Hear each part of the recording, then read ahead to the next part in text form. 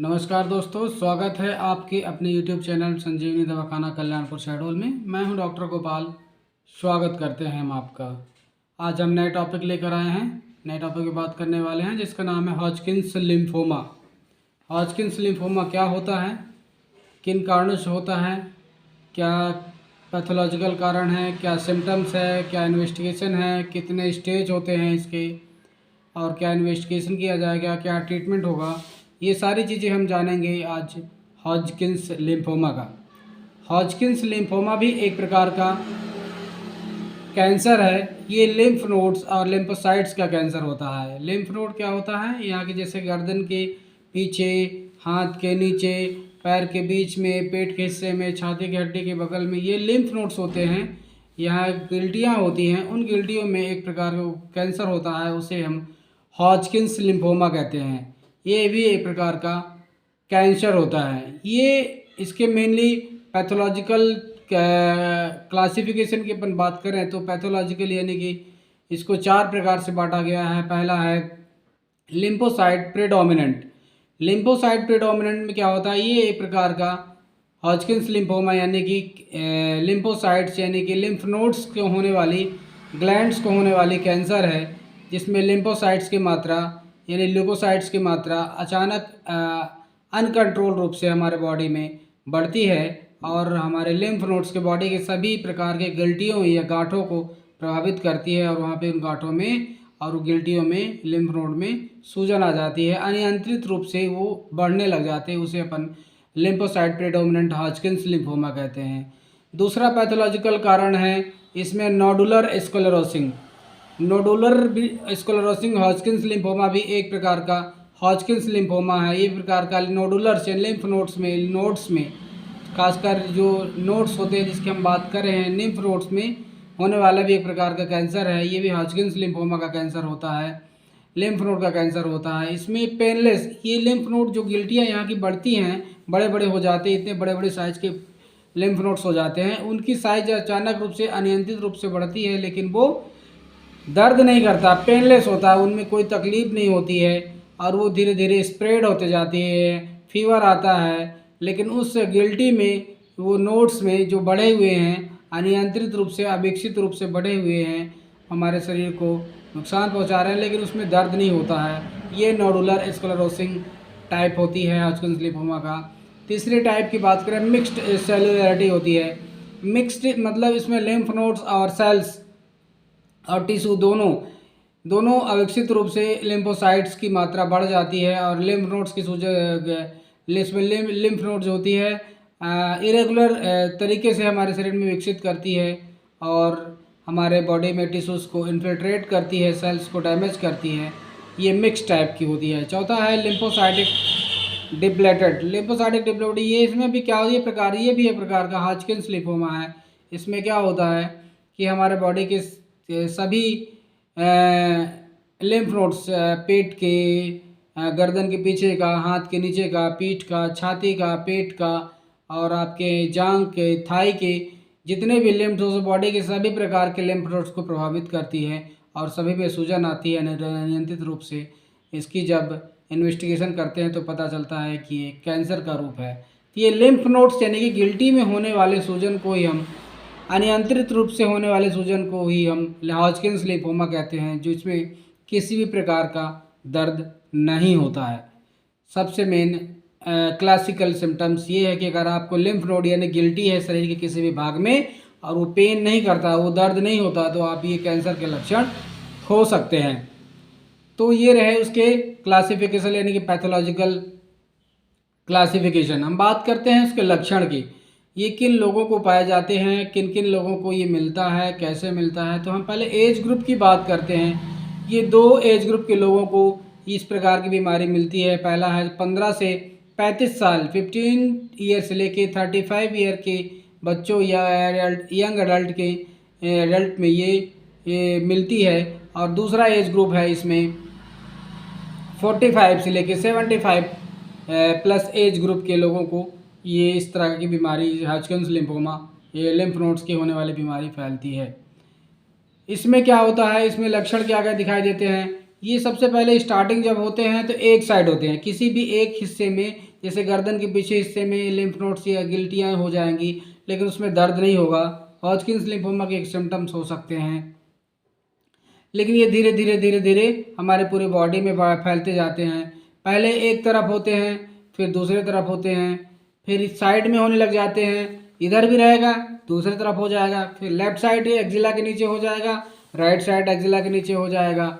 और ये lymph nodes धीरे धीरे पेट के हिस्से में पैल्विक यानी कि पेट के निचले के हिस्सों के जितने भी लिम्फ नोड्स हैं, इंग्वाइनल लिम्फ नोड्स हैं, जांघ के पास की जो गिल्टियाँ हैं वो सब बड़ी हो जाती हैं, अनियंत्रित रूप से बढ़ती हैं, लेकिन उसमें दर्द नहीं होता। Painless inguinal lymph node enlargement होता है।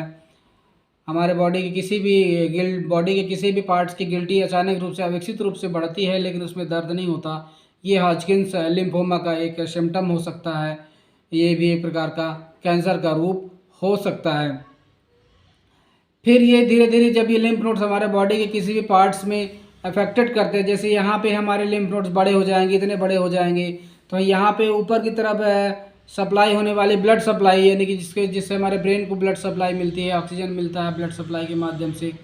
अगर वहाँ पे ऑब्स्ट्रक्शन, वहाँ पे इन्फिल्ट्रेशन हो, तो वहाँ पे रुकावट होती है, तो ब्रेन को हाइपोक्सिया हो, तो ब्रेन को ऑक्सीजन पूरी मात्रा में नहीं मिल पाती है, जिससे ब्रेन आदमी बेहोश होने लग जाता है, मूर्छित होने लग जाता है, चक्कर खाने लग जाता है। अगर स्पाइनल कॉर्ड को डैमेज करती है, यहाँ की एक स्पाइनल कॉर्ड निकलती है, स्पाइनल कॉर्ड को अगर वो डैमेज करती है तो हॉर्नर सिंड्रोम होता है, ना आदमी उसमें चल पाता है, ना बोल पाता है, उसको पैरालिसिस लग जाता है, लकवा लग जाता है, क्योंकि स्पाइनल कॉर्ड के माध्यम से हमको पूरा CSF का सर्कुलेशन होता है, सेरेब्रो स्पाइनल फ्लूइड का सर्कुलेशन होता है। एक प्रकार का पानी जो ब्रेन से निकलता है और रीढ़ की हड्डी के बीचों बीच सप्लाई होती है, वहाँ पे वो नर्व को लुब्रिकेट करते हुए हमारे बॉडी को एक्टिव रखती है। अगर वहाँ पे डैमेज होता है तो उस कंडीशन में हमको लकवा होने की संभावना बढ़ जाती है।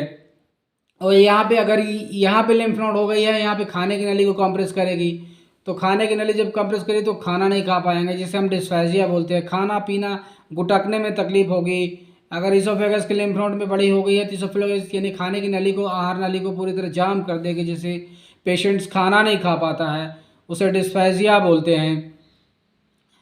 आवाज़, घरघराहट की आवाज़ आने लग जाती है, आवाज़, पेशेंट की आवाज़ बैठ जाती है। अगर एपिग्लोटिस या फेरेंजिक्स में फेरेंक्स को दबाती है, यानी कि हमारे श्वास नली के साथ साथ आवाज़ की एक ग्रंथि होती है, उसको दबाती है तो हमारे आवाज़ नहीं निकलती है। अगर वहाँ से सुपीरियर वेना का, पेट के अंदर, छाती के अंदर एक नस निकलती है, बड़ी नस होती है, जो हमारे बॉडी को खून निचले हिस्से से लाती है और ऊपरी हिस्से से लाती है, हमारे हार्ट को अंदर डालती, हार्ट में डालती है सर्कुलेशन के लिए।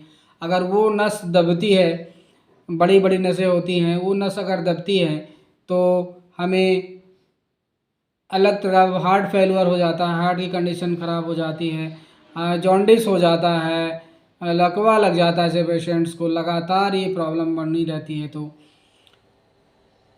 नेक्स्ट लक्षण मिलते हैं, स्प्लीन की साइज़ नॉर्मल लेवल से काफ़ी बड़ी हुई हो जाती है। स्टार्टिंग में तो कम रहता है, लेकिन लेटर स्टेज, बाद में ये स्टेज में अंतिम अवस्था की तरफ जब हम पेशेंट जाता है तो उस स्थिति में हमारे स्प्लीन और लीवर, खासकर ये कलेजी और यकृत और प्लीहा, दोनों ये क्या होते हैं, अपने नॉर्मल साइज से बड़े होते जाते हैं। इतने बड़े हो जाते हैं कि पूरे पेट को टच कर देते हैं, आपस में एक दूसरे को टच करने लग जाते हैं। ये खासकर ये प्रॉब्लम, ये सिम्टम्स हॉजकिंस लिम्फोमा के पेशेंट्स में दिखाई देते हैं। ऐसे पेशेंट्स का इम्यूनिटी काफ़ी कमज़ोर हो जाती है, तो इम्यूनिटी कमज़ोर होने के कारण बहुत सारी बीमारियां उस पेशेंट को हो जाती है। कई प्रकार के बैक्टीरियल इन्फेक्शन हो जाते हैं, वायरल इन्फेक्शन हो जाते हैं, छोटी माता निकल आती है, हर्पीस जोस्टर वायरस इन्फेक्शन हो जाता है कि यहाँ पे शरीर के किसी भी हिस्से में फफोले पड़ जाते हैं, वो जलन देते हैं और उससे पानी निकलता है। वो पानी जहाँ भी फैलता है वो उस पानी में भी इन्फेक्शन हो जाता है, जिसे हर्पीस जोस्टर इन्फेक्शन बोलते हैं। निमोनिया हो जाता है, फीवर हो जाता है, ब्रेन में स्वेलिंग हो जाती है, जिसे मेनिंजाइटिस कहते हैं, वो हो जाता है। इसकी हम स्टेज की बात करें तो 4 स्टेज में ये हॉजकिंस लिम्फोमा होता है। पहला स्टेज, फाइनल स्टेज में क्या है, ये लिम्फ नोड्स, एक लिम्फ नोड्स को प्रभावित करती है, एक या दो को, एक साइड के लिम्फ नोड्स को, ये अंगों को प्रभावित करती है। दूसरे स्टेज में एक साइड प्लस दूसरे साइड, दोनों साइडों के लिम्फ नोड्स को प्रभावित करती है। और फिर तीसरे स्टेज में पूरे दोनों तरफ के बॉडी के लिम्फ नोड्स होते हैं, वो दोनों तरफ के लिम्फ नोड से गिल्टियों को प्रभावित कर, दोनों तरफ की गिल्टियाँ बड़ी हो जाती हैं, साइड की गिल्टियाँ बड़ी हो जाती हैं, बड़ी नीचे की गिल्टियाँ बड़ी हो जाती हैं, पेट के हिस्से की गिल्टियाँ बड़ी हो जाती हैं। ये तीसरा स्टेज होता है। चौथा स्टेज में ये गिल्टियों के साथ साथ लिम्फ नोड के साथ साथ हमारे लीवर को, स्प्लीन को और बोन मैरो में भी इसका इन्फेक्शन चला जाता है। ये फोर्थ स्टेज होता है। इसमें पेशेंट की डेथ निश्चित होती है, अनक्यूरेबल डिजीज़ हो जाती है तब तक। ये फोर्थ स्टेज में इस डिसीज़ को कन्वर्ट किया गया, ऐसे फैलता है, ऐसी प्रॉब्लम में पेशेंट सफ़र करता है। फिर क्या होता है, अगर इन्वेस्टिगेशन की अपन बात करें तो इन्वेस्टिगेशन में अपन हीमोग्राम करवाते हैं, हीमोग्राम इन्वेस्टिगेशन कराते हैं, जिसमें TB, TLC, DLC, differential count, haemoglobin, granulocytes, non granulocytes, ये सारी चीज़ें देखते हैं। तो इसमें नॉर्मोसाइटिक नॉर्मोक्रोमिक एनीमिया दिखाई देता है। टोटल ल्यूकोसाइट नॉर्मल हो सकता है और कम भी हो सकता है, और लेकिन बाद में आगे के स्टेज में, आगे की अवस्था में ये ल्यूकोसाइट की मात्रा बढ़ जाती है। और जहाँ पे अगर ये गिल्टी बढ़ी हुई है तो उस गिल्टी को अपन बायोप्सी करते हैं, जिसे fine needle aspiration of cytology बोलते हैं। वो एक निडल होती है, निडल को डालते हैं, उससे जो पानी होता है निकलता है, उसका फिर माइक्रोस्कोपिक हिस्टोपैथोलॉजिकल एग्जामिनेशन किया जाता है।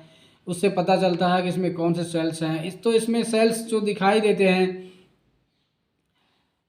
इसमें जो डायग्नोस्टिक सेल्स होते हैं वो पता चलता है, उससे कैंसरस सेल्स दिखाई देते हैं, इरेगुलर साइज के हैरी सेल्स दिखाई देते हैं। वो सेल्स डायग्नोज करते हैं कि इसको हॉजकिंस लिम्फोमा या कैंसरस सेल्स डेवलप हो गए हैं। सीटी स्कैन कराते हैं। अगर पेट का कोई बड़ा ट्यूमर हो गया है, लिम्फ नोड ज़्यादा बड़ा, तो लेप्रोटॉमी करनी पड़ती है, पेट की सर्जरी करनी पड़ती है, पेट की वो ट्यूमर निकालना पड़ता है। मैनेजमेंट की बात करें, अगर ट्रीटमेंट की बात करें तो इसका क्या ट्रीटमेंट हो सकता है, तो ट्रीटमेंट इसका सबसे पहला ट्रीटमेंट है कि इसको जो है रेडियोथेरेपी सेकाई करनी है। ये एक प्रकार कैंसर होता है तो कैंसर हॉस्पिटल ले जाना पड़ेगा, उसको एडमिट करना पड़ेगा, और हाई वोल्टेज में उसको कैंसर की सेकाई होगी, उस इफेक्टेड पार्ट को सेकाई की जा रही है, जिससे वो सेल्स जो कैंसर सेल्स है उसको डैमेज करना होगा। और साथ में कीमोथेरेपी देनी पड़ेगी। कीमोथेरेपी वो स्थिति होती है जिसमें कैंसर की सेकाई के साथ साथ में अपन कुछ ड्रग्स चालू करते हैं, जो ड्रग्स के माध्यम से भी पेशेंट दोनों, जब रेडियोथेरेपी और कीमोथेरेपी दोनों चलती है, मतलब सेकाई और दवाई दोनों चलती है, तब जाके थोड़ा बहुत पेशेंट को आराम पहुंचता है। लेकिन वो स्टेज में वो डॉक्टर डिसाइड करता है कि उस पेशेंट को कौन सी ड्रग्स देनी है और कौन से वोल्टेज में उसकी सेकाई करनी है। वो कैंसर हॉस्पिटल के ऑन्कोलॉजिस्ट वो सजेस्ट करते हैं। तो ये कुछ अगर लक्षण हम अपने पेशेंट्स में देखते हैं, अपने परिजनों में देखते हैं, तो उसे हमको क्या करना चाहिए, उसे तुरंत अपने डॉक्टर को दिखाना चाहिए, उसे सलाह लेना चाहिए कि इस पेशेंट में, इस स्थिति में इसका क्या कर सकते हैं और उसका क्या ट्रीटमेंट हो सकता है। अगर इसको अपन जितना देरी करेंगे उतनी ज़्यादा परेशानी में पेशेंट की स्थिति जाएगी और उसको ट्रीटमेंट देने में उतनी ही प्रॉब्लम का सामना करना पड़ेगा। पेशेंट की स्थिति खराब होती जाएगी और इनक्योरेबल यानी कि असाध्य होती जाएगी। तो हमारा सलाह है कि किसी प्रकार का इस तरह का कोई लक्षण हमको दिखाई देते हैं, अगर आपको दिखाई देते हैं, तुरंत अपने नज़दीकी डॉक्टर से संपर्क करें और उसे आप दिखाएं, जिससे वो आपके हेल्थ के एग्जामिनेशन करे और वो सजेस्ट करे कि आपको क्या ट्रीटमेंट, क्या इन्वेस्टिगेशन होगा, वो सारा चीज़ आपको दिखाना होगा। आशा करता हूँ ये टॉपिक आपको बहुत अच्छा लगा होगा और समझ में भी आया होगा। हम इसको नॉर्मल वे में समझाने की कोशिश किए हैं।